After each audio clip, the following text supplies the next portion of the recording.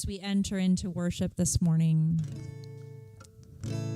just declaring over ourselves our identity as beloved and recentering ourselves on Christ. Just trusting that the Spirit is doing something that is beyond us in our midst this morning. Just sitting with that for another couple breaths. Inviting that peace that passes understanding to come in, to hold us close. And just ending here with a couple breaths.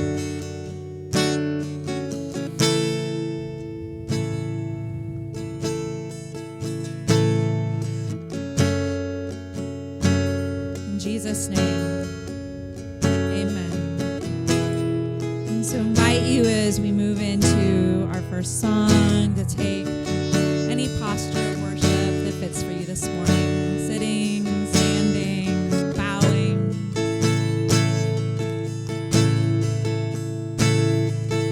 Knowing that all of it is welcome.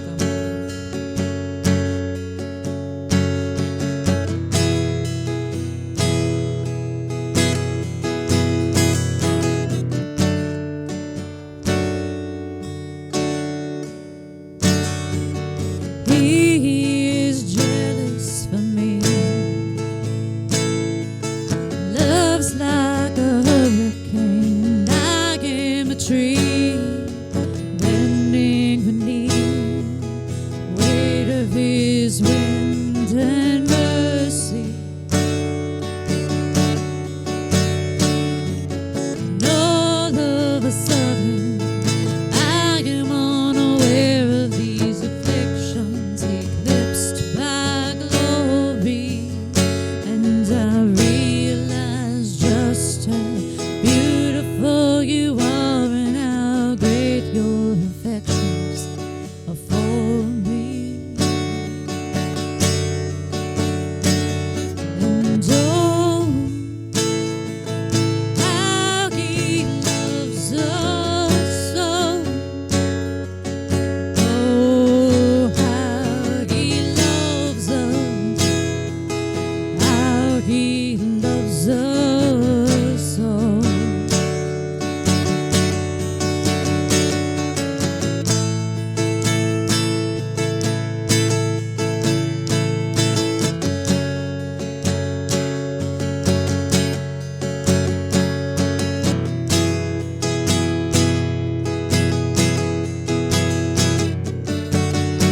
He is jealous for me.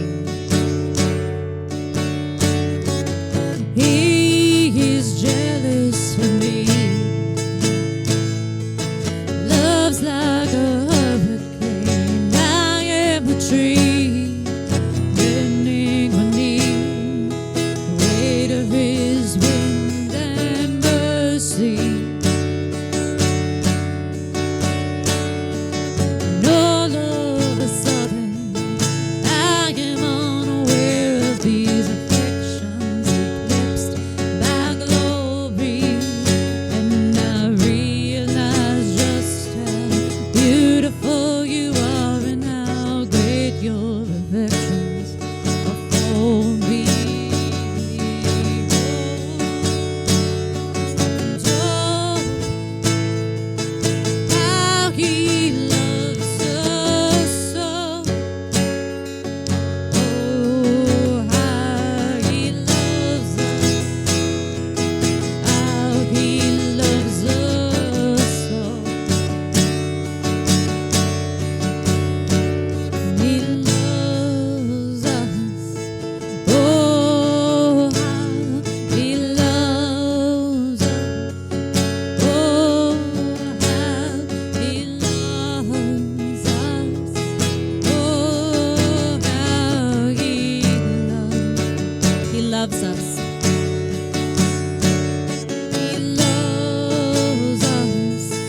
Oh, how he loves us. Oh, how he loves us. Oh, how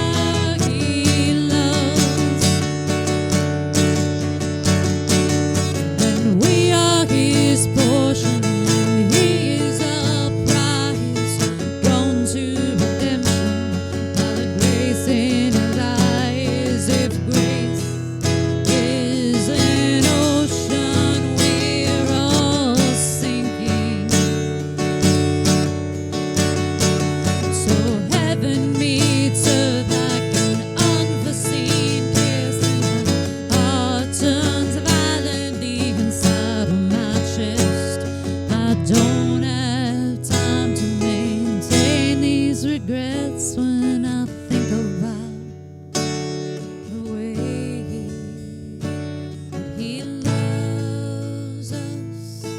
Oh, how He loves us. Oh, how He loves us. Oh, how He loves. He loves us. He loves us. Oh, how He loves us. Oh, how He loves us. Oh, how He loves.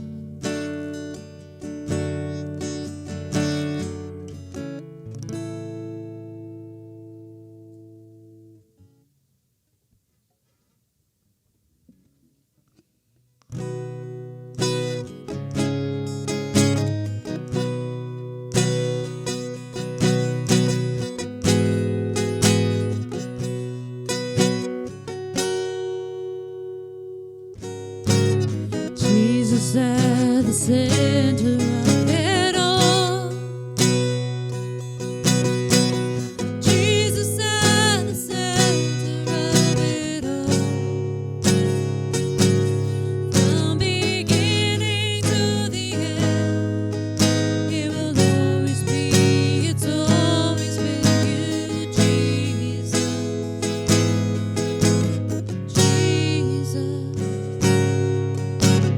Jesus at the center of it all.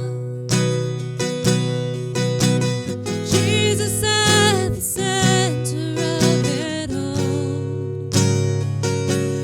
From beginning to the end, it will always be, it's always been you, Jesus. Jesus, nothing else matters. Nothing in this world will do.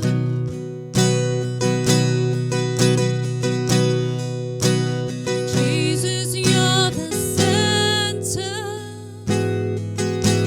And everything revolves around you. Jesus, you. Jesus, be the center of my life. Jesus, be the center of my life. From beginning to the end, it will always be, it's always been you, Jesus. Jesus, nothing else matters. Nothing in this world will do.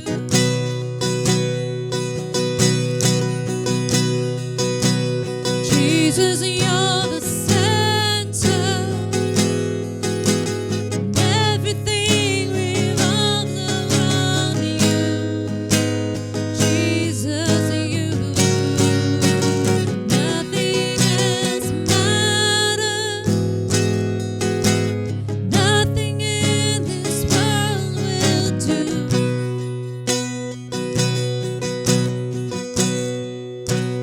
Jesus, you're the center.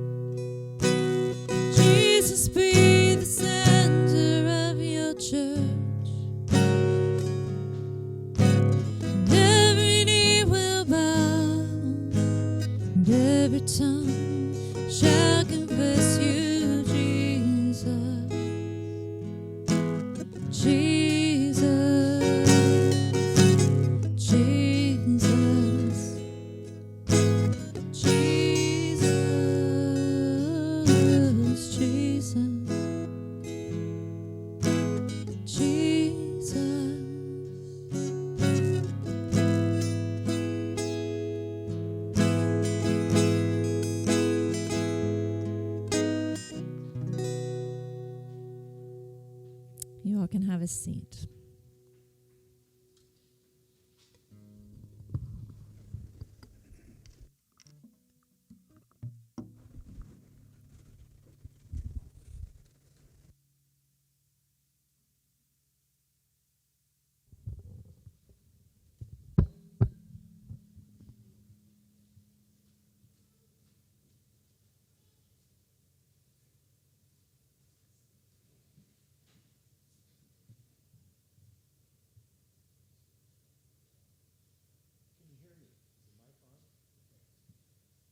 Well, Andy can't be here today, so I fill in for him when I can.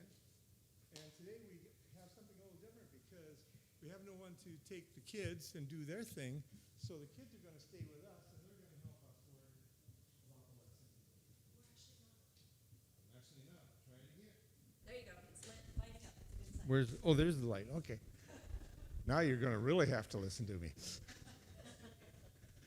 So we're going to talk today about an Old Testament story.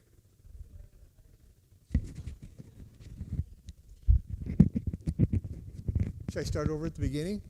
No. The earth was dark.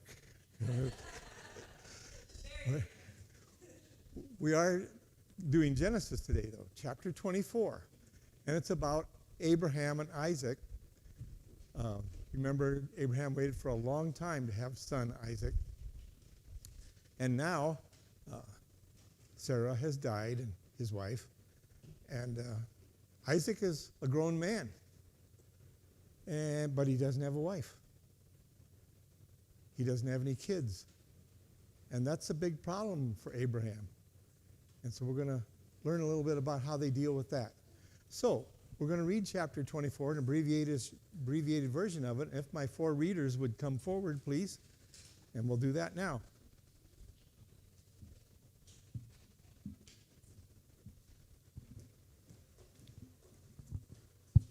It's on. Abraham was a great man of God because he loved and trusted God. Earlier, God had promised Abraham that someday he would have grandchildren, and then they would have children, and those children would have children. God promised Abraham that he would have many, many descendants, and God wanted Abraham's descendants to know and love him just as much Abraham did. But Abraham's son Isaac did not yet have any children, as he was not even married. Abraham knew it was time to find a wife for Isaac. But not just any woman would do. Abraham wanted Isaac to marry a woman who believed in God. That way, Isaac and his wife could have children and teach them to love God too. Abraham thought about all the women who lived nearby in Canaan. They did not love God. They worshiped false gods and bowed down to them. So Abraham did not want Isaac to marry a woman from Canaan. He remembered when he used to live in Haran. Many of Abraham's relatives still lived near Haran in a place called Nahor. His relatives there believed in the true and living God, so that would be the perfect place to find a wife for Isaac. So Abraham called in his most trusted servant, saying, "Promise me that you will find a wife for Isaac. Make sure that she is not a Canaanite. Go to my home country, to my relatives, and find Isaac a wife there." The servant did just as Abraham told him to. He took along camels loaded with gifts to give to the father of whomever the bride would be. The servant traveled a long time before coming to Haran, where Abraham's family still lived. When the servant arrived, he decided to go to a place where the city's young women went every day. He took his camels and waited beside the spring of waters where the girls came to get water for their families. He prayed, "O Lord God, be kind to me and to Abraham today. I'm going to stand here to watch the young women come to get water. I will say, 'May I have a drink?' May the one who answers, 'Have a drink and I will water your camels too,' be the one you have chosen for Isaac's wife."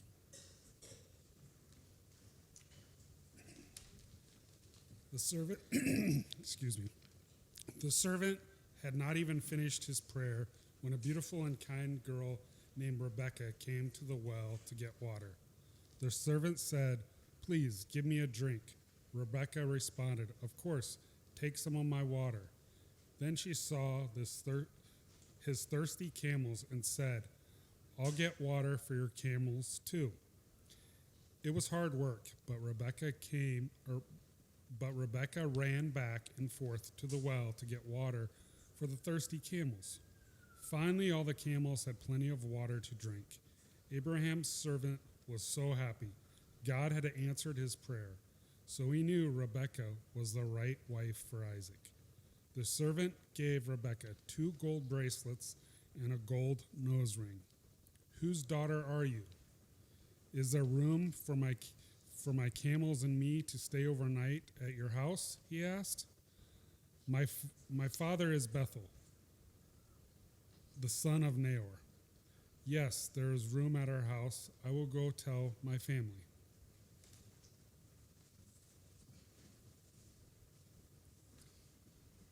How thankful the servant was. Of all the people he could meet on his journey, God had led him straight to Abraham's relatives. The servant went to Rebekah's home and explained who he was and why he was there.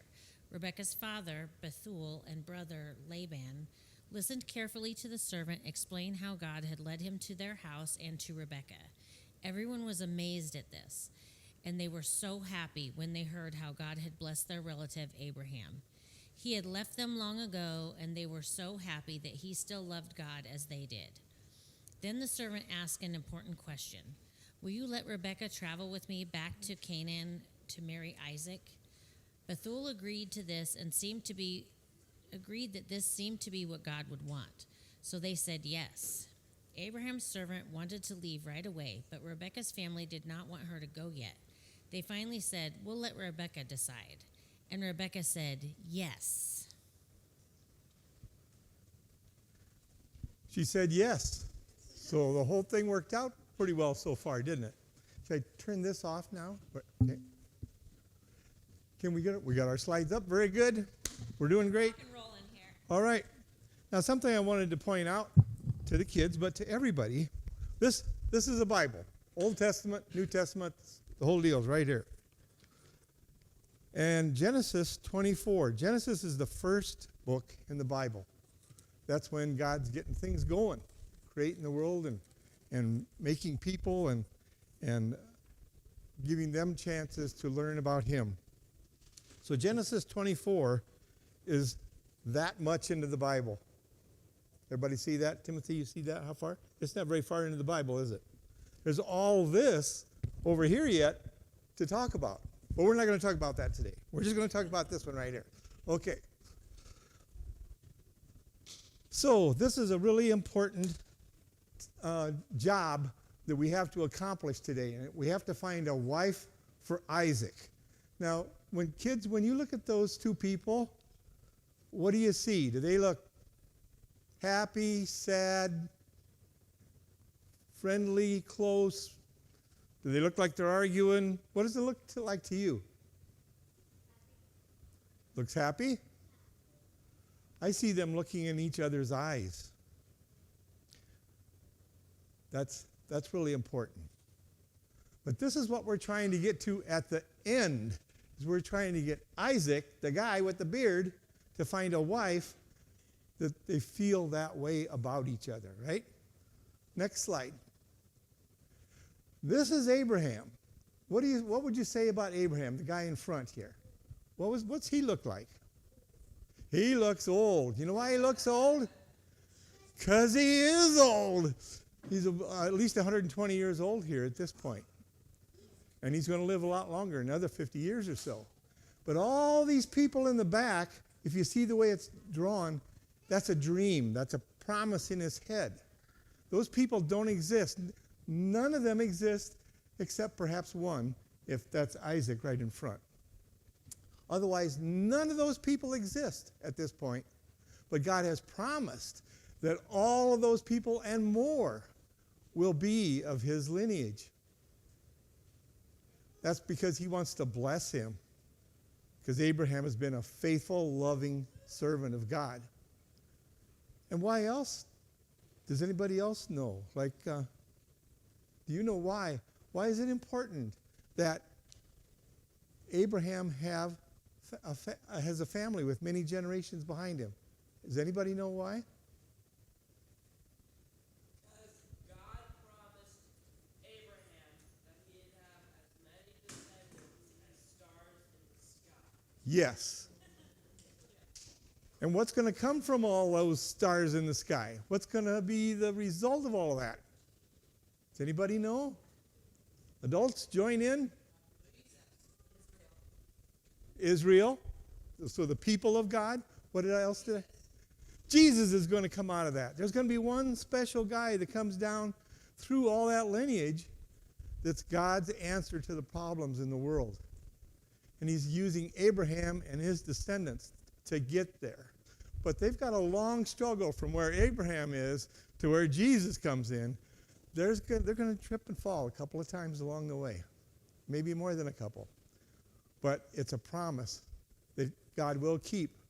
But Abraham is starting to be a little bit, doesn't he look like he may be hopeful, but like how?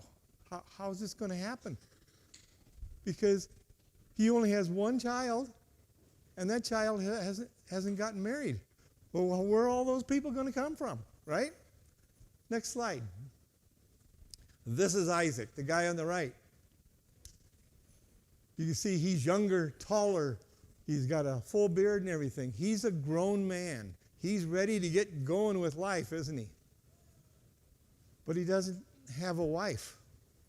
Why doesn't he have a wife? Anybody get that out of the reading? Why doesn't he have a wife yet? Pat? Why weren't they good enough?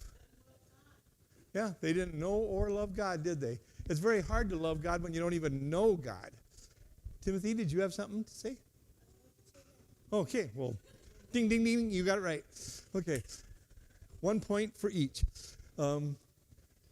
It's important that he marry the right woman. And it's important for each of us that if we ever do marry, that we marry the right person. But kids here, they're not thinking about getting married. But I will tell you this. There's something else that's very important in your life that you do choose. Do you know what that is? Your friends. The friends that you choose are really important.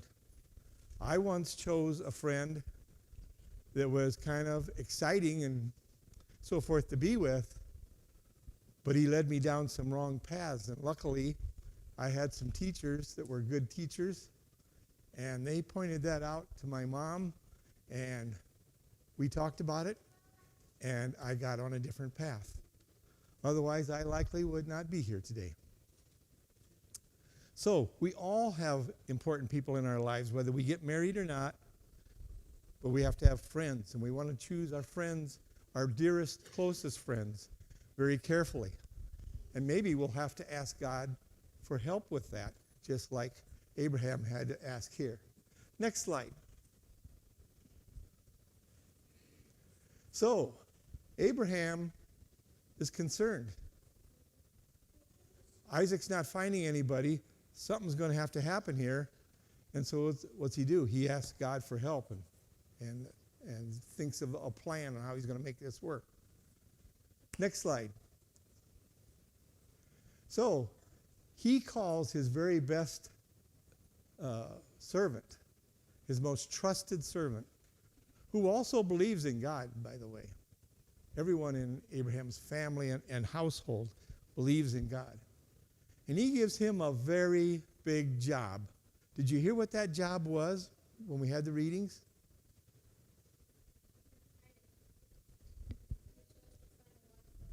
He's supposed to find a wife for Isaac, isn't he? And how's he going to do that? Is he going to go to the mall down at Council Bluffs, or I think Menards would be a good place. Any woman that likes that kind of stuff that's in Menards, that'd be a good one, wouldn't it? No, but so where's he going to go? Yeah, right. He goes to a town that has a spring, doesn't he? And the towns there, they're all built where a spring is because there's not much water in that area of the world. So the towns go where the water is, not the other way around. So he goes to this other town, and that is the town where Abraham was born and raised, and his family still lives there, right? So he comes up with that plan, but he is 120 years old, and he's probably not up to the journey. So let's go to the next slide. See, he has to go from Hebron to Nahor. Anybody want to take a wild guess how far that is? It's on the edge of a lake there, but it's desert, sand, dry desert. It's about this far, isn't it? No, is it? It's about 120 miles. 120 miles, that's no big deal. That's here to Des Moines, right? We can do that anytime in a car.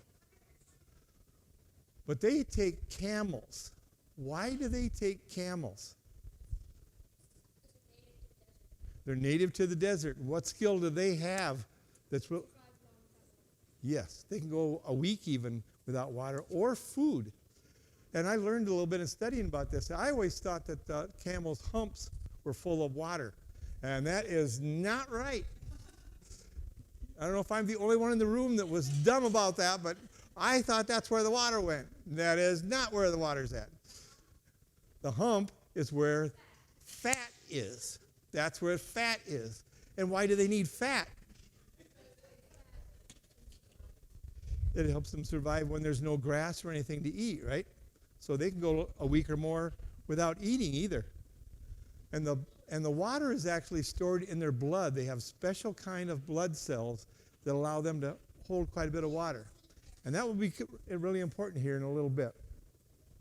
But they can hold up to 30 gallons of water in one drink. When they're really thirsty and you want to give them water and get them filled back up, it can take 30 gallons per camel to get them filled back up. All right, next slide. What's that? Yeah, they feed themselves if there's something to eat. Yep, if there's something to eat. Okay, so he takes the camels, the servant takes the camels, and he gets to this town where the water is, and he sits by the water. Why is he doing that? Timothy? He's waiting for a young woman to come along, isn't he? And he's looking at young women because he likes young women, or what? Why is he there? Well, he's trying to find a wife for Isaac, right? Because in this society, the young women of the family, they're the ones that go get the water every day. So he knows they're going to come there. He's not being silly, is he? He needs to know where the young women are that are coming to get, and they come to get the water. And when he's there, he talks to God about it and says, give me a sign so that I know when one of these women comes, whether that's the one that's for Isaac or not. Next slide. He's praying, and he's saying, this is what I'm going to do, God, and I need a sign from you. So when I pray, then the first woman that comes along that answers that prayer, I will accept that is what she is the one that you want Isaac to have. And he says, I'm going to sit there, and when the women come, I'm going to ask for a drink. Okay? That's not a real big deal because in that society, young women, their job is to provide water for their family. She's being nice, and she provides water for him. But can you imagine watering this group of camels that they've just brought across the desert? It took about 3 weeks to get there. They're thirsty. And she says, oh, yeah, I'll water your camels too. Next slide. There she is. She's doing it. Not only is she giving him water that she doesn't have to give him, and she says, I will water your camels as well.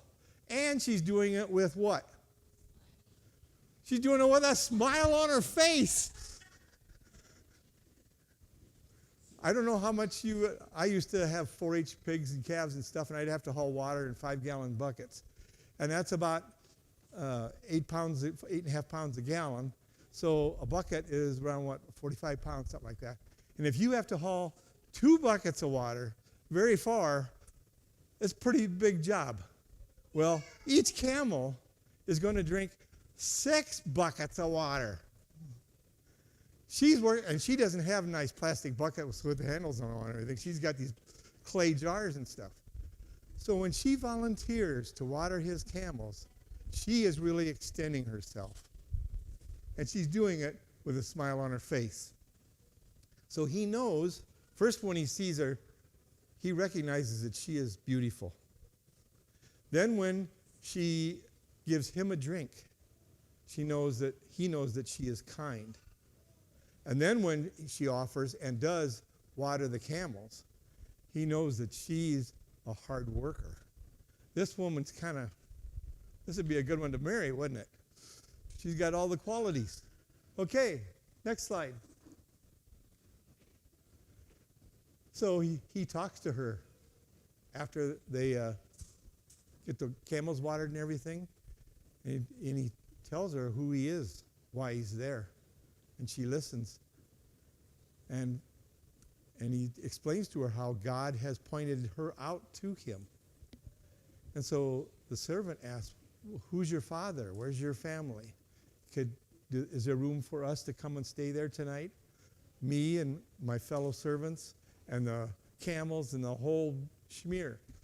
You know, camels are loud and stinky and not especially nice. So even if the servants are good guys, you're asking something into your house, into your community that isn't real attractive. And she tells him who her father is. And next slide. And so he goes there, and the gentleman on the left is Bethuel, and that's her father. And he is listening very intently to what the servant's telling him. And the younger man in back is her brother, Laban. And they're listening to this fantastic story that he's telling them about how Abraham has this son. At 120 years old, he has this son who's maybe 25, and he needs a wife, and he sent me down here, and this is what I prayed to the Lord, and this is what happened, and your daughter answered, and now I'm here with you. And they're just listening to that. They're not saying, you're crazy, man, get out of here, or my daughter's not going anywhere. They didn't say anything like that. They listened to what he said. And when he got done telling them the story, they believed it. They believed that, yes, she was called by God to go with them back to be with Isaac. Next slide. So what they did was then, the father, of course, said, yes, we believe that this is what God is calling Rebekah to do.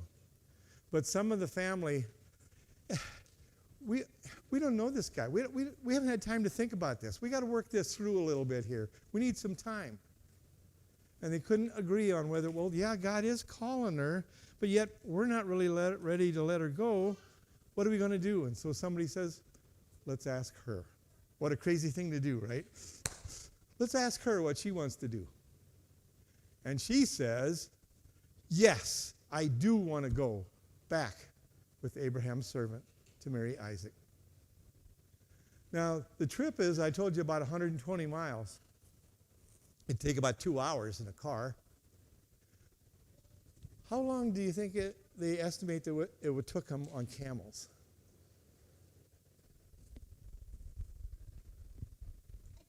A day. That's a good guess. 4 hours. That would be going about 15 miles an hour. Camels don't really go that fast. Yeah. They go pretty slow, don't they? Mm-hmm. They're not like horses, are they? No. Any other ideas how long it would take? Experts say it probably would take them 17 days of riding.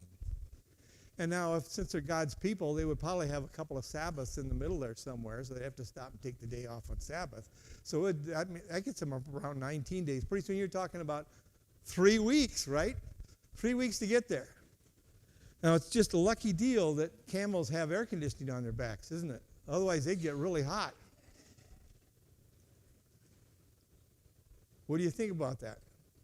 Is that a blessing of God that camels have air conditioning on their backs?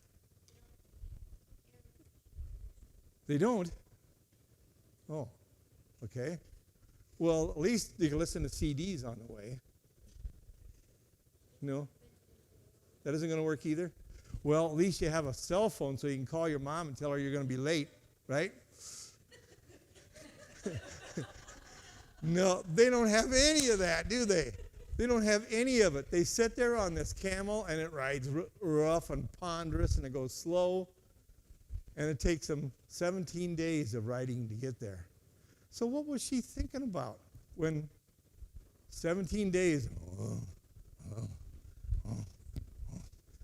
What do you think was going through that girl's head? Yeah. Uh-huh. That might be going through her head, but I bet there was some other things going through her head too. What's that? Yeah. Better after all this ride, right? Yep. She believed, absolutely, that God had called her to come and marry Isaac. But there might be some other questions that she has in her mind, such as, does Isaac feel the same way about her as she does about him? Have you ever had that in your life where you really were ready to love somebody, you were ready to give yourself to them, but you weren't sure if they were ready to give themselves to you? Because she's never even met Isaac. So that question could be going through her head. Another question might be, is this a one-way ticket? Am I ever going to get to see my family again? Or I'm a young woman, 20 years old or whatever. Is this the end between me and my family? And it proves in the end that it is not. But she doesn't know that at that time. So she probably has some things going through her head. And she wonders if she and Isaac get together, what is God going to have for them as a couple? All right, next slide.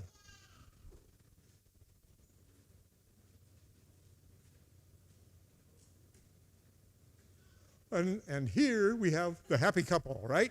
This is what we were working towards, because she said yes.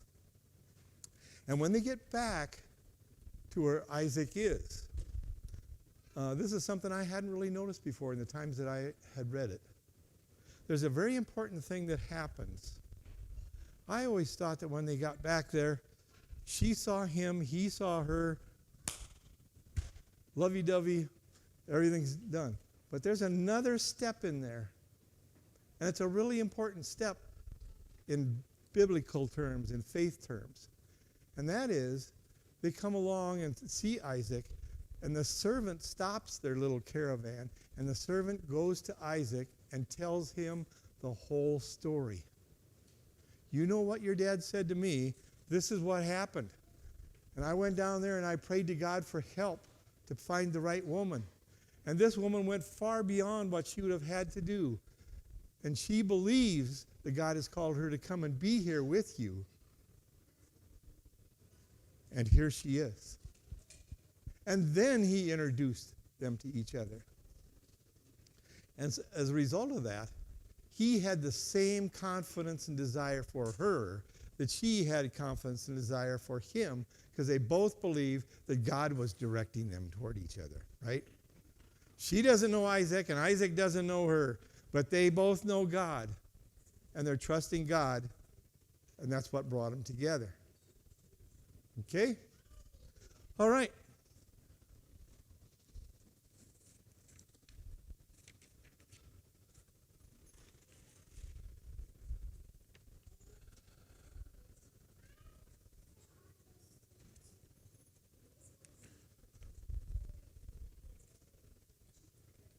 Rebekah's family, her dad, brother, and all the family had a strong faith in order to let her go with the servant back to Isaac, right? They had a really strong faith.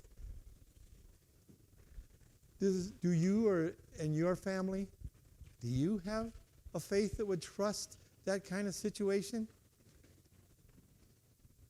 If one of your kids says, the servant came and I don't know who he is from where he's from, but he says that God is calling me to go be the husband or wife of somebody in another nation, would you be able to deal with that?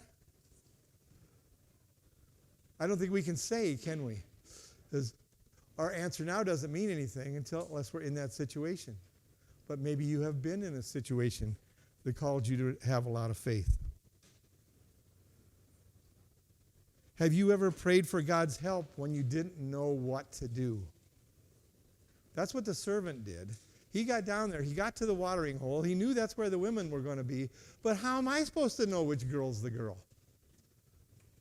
So he asked God for help, didn't he? He says, this is what I'm going to do. And if a woman answers this by helping, I'm going to take it that that's your word, that she's the one.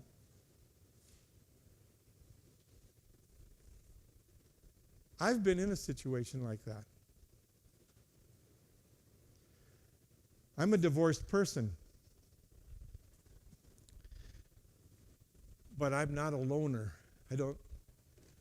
I can be alone. It's not that I'm needy, or so to speak, whatever, but I just like being a team player. I just like having a partner. And so it was 3-4 years that I was on my own, and I dated several women after I was divorced, and every one of them was a good woman. I never got a dinger in the whole deal. I was very happy about that. But and maybe I was the dinger. I don't know. Anyway. But anyway, I would meet this woman and date her a few times, and I could see the good in her and stuff, but I just knew, I was asking God for help with choosing a wife, and I wasn't getting a message that this was the one. She's a good gal, but she's not the one for me.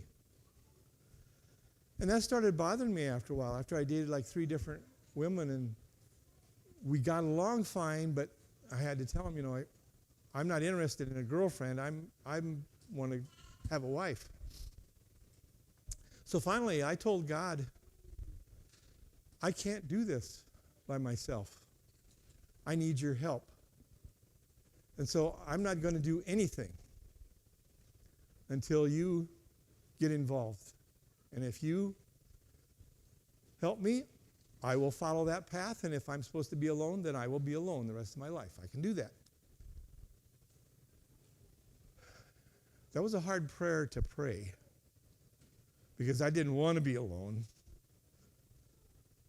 But I recognized that I had to be able to take care of myself and be independent and not be needy if I was going to be a good husband to a woman. So I waited around, and it really didn't, in God's terms, it didn't take very long. It was 3 or 4 weeks, something like that. And one day, he just planted this idea in my head. He says, there's 3 women that go to the church that you're attending right now. Some of them you know a little bit. Some of them you don't, one of them you don't know at all. But try those 3. So I did. The one I knew the best, I had taught her in the new members class and had worked with her for 2 or 3 months learning about God and so forth. And so I knew that she was with God and a good person and everything. And I just went out for a coffee once with her and so forth. And she was a great gal. But all she could talk about was the pain of her divorce, that she was still reeling from that. And that told me that, yeah, she's a great gal, but she is not ready. She is not ready at all. So that wasn't the one. That one got crossed out. And then another gal that he had mentioned to me. Some of these gals I knew their name and some of them I didn't. The second one, she was totally different than the first one. The first one had some Indian background in her, some Native American. This was in Sioux City, Iowa. Everything there is Sioux, whatever, where we have a lot of Native background there. This gal was from a farm town in northwest Iowa, and she was a great gal. She was working at a social service place there in town, serving other people and not making much money, but not complaining. She was doing what she thought God called her to do. And I went out with her one time, and she too was a great person. But I could tell God was not saying, yep, she's the one. I didn't feel it, so I didn't date her again, not because I didn't like her, not because we didn't have a good time, but that wasn't what I was looking for, was a good time. I was looking for a life partner. So then there was this last one, and I didn't even know her name, and she scared me to pieces, to tell you the truth.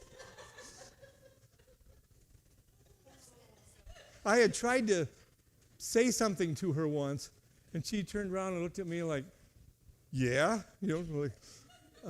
so I just, and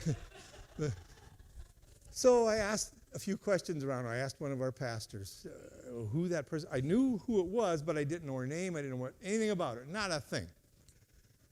And this is what he said. We were talking some, and he says, well, her name was Janice Rochester, and she's a very fine woman, but she was through a divorce some time back, and it was really hard on her. And he says, and he's talking a little small talk, and he says, you're going to seminary, aren't you? And I said, yeah, as soon as summer's over this fall, I'll be at seminary. And he looked at me and he says, that woman would make a wonderful pastor's wife. And I mean, he went from, her name is Janice, to she'd make a wonderful pastor's wife in about 3 minutes, right? That's kind of what happened here, didn't it? Anyway, I asked her out, and the rest is history. But God had to get involved. We had both been burned very badly, and we're very hesitant to make a commitment again. Yet at the same time, we are both partnership type people, that we love serving each other and working together to serve other people. We both know that pain and sorrow of divorce and so forth, and so we had a lot in common. And once I believed that she was the one God was calling me to, I knew right away where I was. The question was, well, what's she going to do? And so, like the servant that explained it all to the family, and then explained it all to Isaac when he got back home and stuff, I just shared with her exactly what had happened to me. And she said the same kind of thing had been going on between her and God in her life. And she didn't know that it was me that was the one, but she had asked, if a man's supposed to come into my life, he's going to have to come up to the door, ring the bell, and wait for me to say hi. And that's what I did. I didn't know that, but that's what I did. And so we've been together ever since then. I believe that stories like this, that people call on God for help, and that God can give them direction and change their lives. I'm sure that every day that Isaac and Rebekah, matter of fact, I know that every day that Isaac and Rebekah were together was not like that day. They had some tough days, didn't they? Those of you who have read further in Genesis know that they had trouble between the kids. They had trouble between each other once in a while. They disagreed and stuff. But they always stuck together. And that's where Janice and I are at. We do not think exactly the same. We don't always come to an agreement right away. But there's never a doubt in my mind that God called me to be with her. And she doesn't seem to show any doubt that God called me to be with her. So I'm going with that. All right? I'm going with that. It's about trust. Who you trust. Do you trust a person? Or do you first trust God to help you find the person? And it can be a spouse. It can be a friend. It can be a business partner. It can be whatever. But sometimes you need help to figure out if this is the right thing or not. Okay, Janice, she's a helper. I would like her to come up and help me. We're going to have you now figure this story out.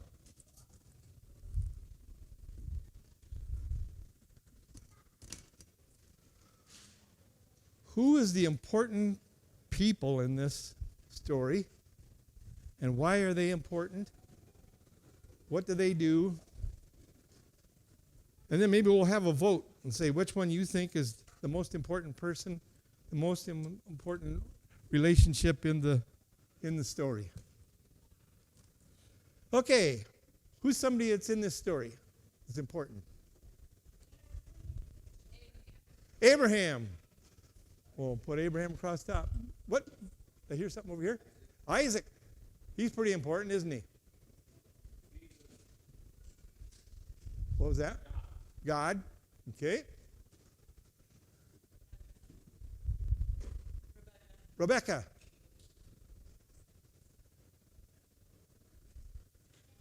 E-K-H. No.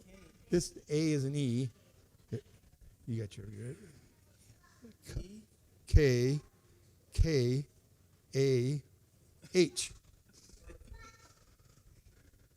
I'm her spell checker. Okay. The servant. The camels. Anybody else important in this story? Bethuel, or whatever his name is. Bethuel. Yeah? Okay. Anybody else? Well, what about ours brother then? Laban? Yeah. Okay. Yes. Her family, her whole family back home, right? Yep. Yep. Okay, is there anybody else we need to put on here as important characters?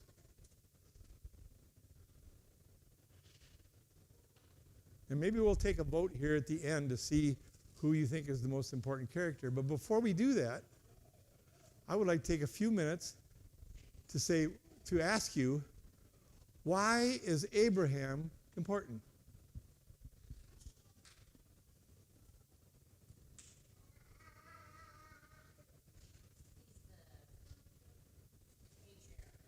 Yes, he's the patriarch that God has made the promise to, right? Okay, so father of generations or something like that. All right, Isaac, why is he important? Why doesn't he just go find his own wife? Why does we make this such a big deal out of it?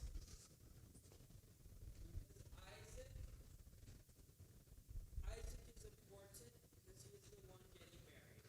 Yes, he's the one that the promise to Abraham is going to go down through, isn't it? Yep. Right? So he's the one looking for the wife.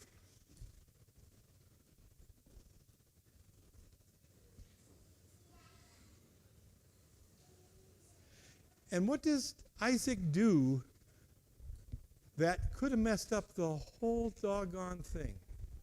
But he doesn't do it. Or what does he do that makes the whole thing work? Maybe we'll put it that way. What does Isaac do that everybody else did their job, but if Isaac failed to do this, the whole thing was a waste of time? Yes. When the servant brings back this gal that he has never seen in his life, and he doesn't know her, and he says, yes, I will have her, I will love her, I will marry her. He says yes too. It isn't just her saying yes, it's him saying yes. He could have said, I need time to think about this, or but her hands are kind of calloused from hauling all that water around. I don't know if I want a woman with calloused hands. He could have come up with a lot of reasons, right? Or I'm just not ready yet, Dad. I still want to be single for a while. Whatever. All right. God, what is God? Why is God important in this story? Yep. He made the promise to Abraham. He's the creator. He's what the whole Genesis thing is all about him, isn't it? Yeah. It's all about him. And that promise goes down through the generations. You told us about what's at the end of that line. That's Jesus. That's really important. We sang a song today about it's all about Jesus. It's all about Jesus. Well, in Genesis, there is no Jesus, right? But there's a promise that through Abraham and his generations, God will bless us. So Jesus is there he's imputed, I guess you'd say. Anyway. All right. So he's the center of everything. He's the one that brings everything else together. He's the hub, isn't he? Each one of these people does something, but it all springs from God. Rebecca, what does she do that helps this thing work? Why is she? What's that? She said yes. She trusted. Yeah. What's that? Yeah, she's a hard worker. He couldn't let her get past that. She was a good wife. She's good wife material. Now, the pastor told me Janice would make an excellent pastor's wife, and I think God told him that she would make an excellent wife, period. Servant. What is it about the servant that you might find especially interesting or different than you might think? I mean, if you were a servant, would you do the things that this servant did? What's that? Yes. He's a believer. He carries the message that's from Abraham to Abraham's family down there. And he faithfully does it and says, and he does it in God. He does it in, it's not about me. Don't trust in me. Believe in Abraham. Believe in God's promises to Abraham. So yes, that's very good. So the servant carries the message. And when he prays, he says to God to start that prayer, if you remember it, he says, please bless me and Abraham. And here's how I'm asking you how to do it, by telling me if that's the right gal or not. So he is truly a servant. He is not, okay, if I got to go down there and check it out, I'll go down and check it out. No, that's not where he's at, is he? He sees this as a huge opportunity and responsibility to serve the man who has taken care of him his whole life and treated him very, very well and taught him about God. He wants things to go well for Abraham. He wants things to go well for Isaac. He's not just doing a job, right? We've all had a job at one time or another where we show up and we put in our time and we get a few bucks and we go home, but we have nothing invested in our boss, in what we're doing. It just isn't a match, you know? This servant's not that way. He knows what God's called him to do, and he's doing it as well as he can. Camels, I like that one. Why are camels so important in this story? Yeah, God has given them the means to get around to do what they need to do, right? And horses aren't going to do it. Turtles aren't going to do it. And there's nothing else that's going to do it. And if it took them 17 days on camels, what would happen to them if they had no means and they had to walk? What would happen to them? They would die. They could not make it across 17 days of desert. They would die, but God provided the camels. And apparently they behaved fairly well when they were at the well, so that Rebekah put up with it. Okay, Bethuel. What did he do that was faithful, was important, that not all fathers would do? He listened. That's good. Mm-hmm. Yep. He believed in his story, didn't he? Because he believed in God too. Another thing he didn't do is, you notice that when Rebekah brought the servant to Bethuel's household, well, actually, before that, when he first met Rebekah, he gave her a few items of jewelry. When they got there and he gave the story and stuff, he could have said, well, we maybe could make a deal on Rebekah. Let's see now. I could use about 4 horses and 10 pounds in gold, and because that's how they did wives often in those days. He could have said, what's in it for me, in other words. He didn't do that.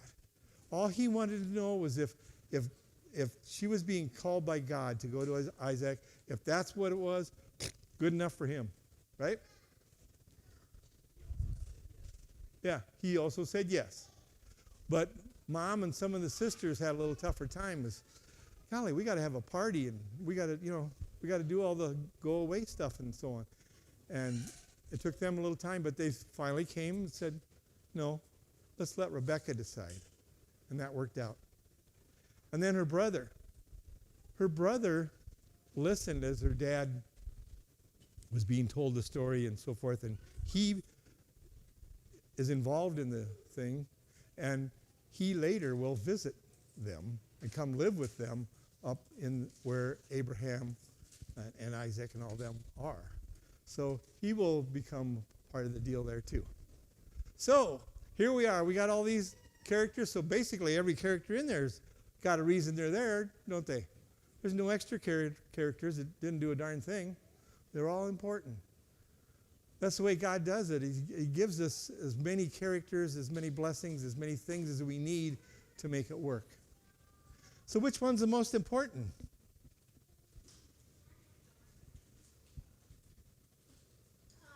God, okay. And why is God the most important? Yeah. So all the rest of these all tie back through God, don't they? That God created them or provided them or blessed them or whatever, and it's his promise that the people will actually believe in. When they say, Rebekah's supposed to go with me back to Isaac, they're not trusting the servant, they're trusting God to have sent the servant, right? And they don't know Isaac, they're not trusting Isaac, they're trusting that God has sent this servant to give the message of coming back to Isaac. So God is the hub, the center of all of it, is what brings them all together. All right. What did I do with my paper? Here it is.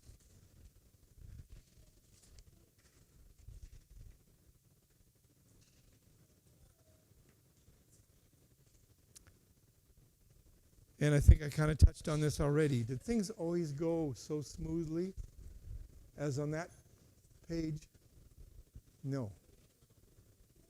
But the thing is, they trusted that they were supposed to be together, and they stayed together through the good times and the bad. And God helped them do that. All right, let's pray.